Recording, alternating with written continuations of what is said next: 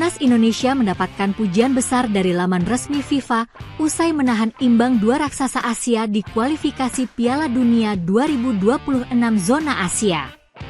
Timnas Indonesia menjadi tim yang paling mengejutkan di ronde ketiga kualifikasi Piala Dunia 2026.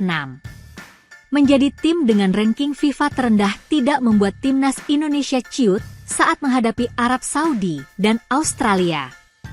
Timnas Indonesia sukses menahan imbang Arab Saudi dengan skor 1-1 saat bermain tandang.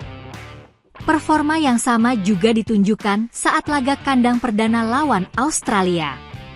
Timnas Indonesia sukses menahan imbang tanpa gol lawan Australia saat bertanding di Stadion Utama Gelora Bung Karno, Jakarta. FIFA pun memuji setinggi langit Timnas Indonesia. Badan tertinggi sepak bola dunia tersebut memuji hasil tim asuhan Shin Tae-yong di dua laga perdana. Meski di atas kertas dianggap sebagai tim terlemah di fase kualifikasi ini, Indonesia menjawab dengan hasil mengesankan di lapangan, tulis laman FIFA. Mereka sukses mengumpulkan 2 poin dari 2 pertandingan melawan 2 tim langganan Piala Dunia, yakni Arab Saudi dan Australia, selanjutnya. FIFA memuji etos kerja dan semangat pantang menyerah skuad Timnas Indonesia. Tim Garuda dianggap mampu meredam permainan ofensif Arab Saudi dan Australia.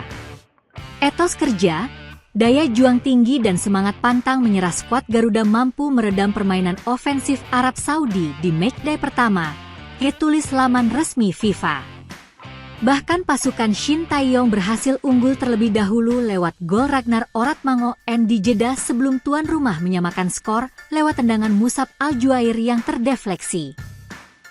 Performa yang sama mereka tampilkan saat menjalani matchday kedua di kandang sendiri, di Jakarta, hingga mampu menahan imbang Australia tanpa gol. Selanjutnya, FIFA juga melihat bahwa Timnas Indonesia ada di tren positif. FIFA juga tak memungkiri bahwa Timnas Indonesia ada di tren sejarah baru. Indonesia berada di tren untuk kembali lolos ke putaran final Piala Dunia. Ini jadi kelolosan perdana Indonesia sejak Piala Dunia 1938 silam. Saat itu masih bernama Hindia Belanda. Dua hasil imbang ini membawa Indonesia menduduki posisi keempat grup C, tulis FIFA. Dan jika mereka mampu mempertahankan bentuk seperti ini bukan tidak mungkin impian untuk bisa mengulang pencapaian lolos ke putaran final Piala Dunia seperti yang mereka lakukan pada 1938 silam. Selanjutnya, Timnas Indonesia masih ada agenda untuk laga ketiga dan keempat ronde ketiga. Agenda tersebut terjadi pada Oktober 2024. Tim asuhan Shin Tae-yong bakal bertandang ke markas Bahrain dan Cina. Naturalisasi di Indonesia diributkan, sementara Timnas Inggris sudah lama menggunakan produk keturunan untuk memperkuat skuad The Three Lions. Prestasi Timnas Indonesia di kualifikasi Piala Dunia 2026 justru berbuah kecaman dari sejumlah tokoh publik yang merasa tidak senang. Peter Gonta hingga Rocky Gerung mengaku lebih memilih Timnas Indonesia kalah ketimbang menang dengan diperkuat banyak pemain naturalisasi. Hal ini perlu diluruskan karena peralihan kewarganegaraan dilakukan oleh para pemain keturunan dengan garis keturunan asal Indonesia. Tidak seperti naturalisasi di masa lalu dengan para pemain asing yang tinggal di Indonesia selama 5 tahun berturut sebagai syaratnya. Nama-nama seperti Ragnar Oratman, Tom Haye, Ivar Jenner, Kelvin Verdong hingga Martin Paes memiliki kakek dan nenek asli Indonesia. Meski begitu, sejumlah pihak berseberangan dan menganggap naturalisasi pemain tidak mencerminkan patriotisme bangsa. Bahkan mereka lebih memilih Timnas Indonesia menelan kekalahan, ketimbang harus melihat kemenangan diraih dengan pemain keturunan. Pihak-pihak ini seharusnya tahu bahwa peralihan kewarganegaraan adalah tindakan yang disahkan FIFA, bahkan dilakukan banyak negara maju. Termasuk diantaranya Timnas Inggris, siapa yang mengira bahwa nama-nama tenar seperti Wayne Rooney, Harry Kane hingga Jude Bellingham merupakan produk keturunan. Keluarga Wayne Rooney memiliki darah kental Republik Irlandia, mulai dari kakek dan nenek dari pihak ayahnya. Kemudian sang istri, Colleen, juga berasal dari Republik Irlandia. Putri kesayangnya pun diberi nama S1MC High Pronunciation Lolin. Meski demikian, Rooney pada akhirnya memilih setia dengan Inggris dan bermain untuk skuad The Three Lions.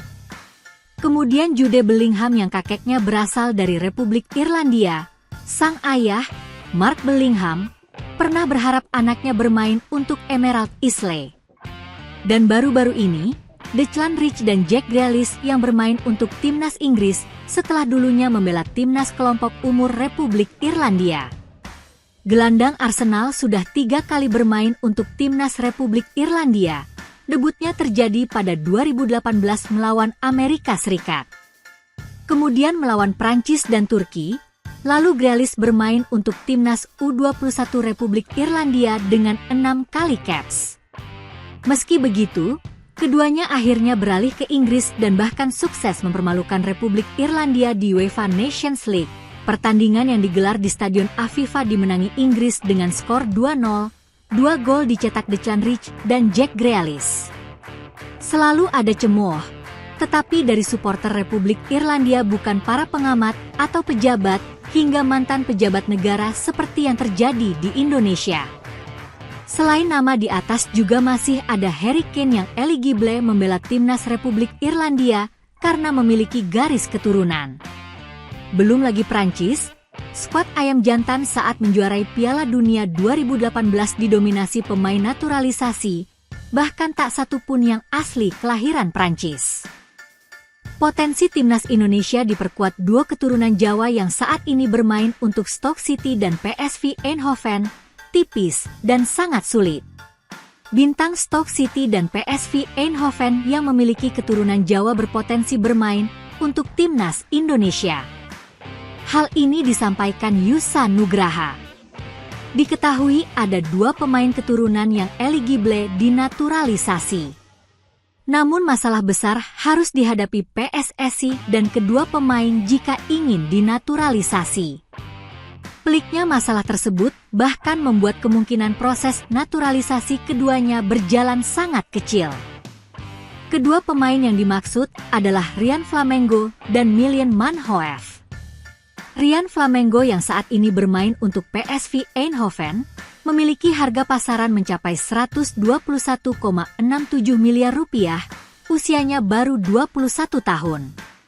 Sementara itu Milan Manhoef, winger Stoke City dengan harga pasaran 60,84 miliar rupiah dengan usia yang masih 22 tahun.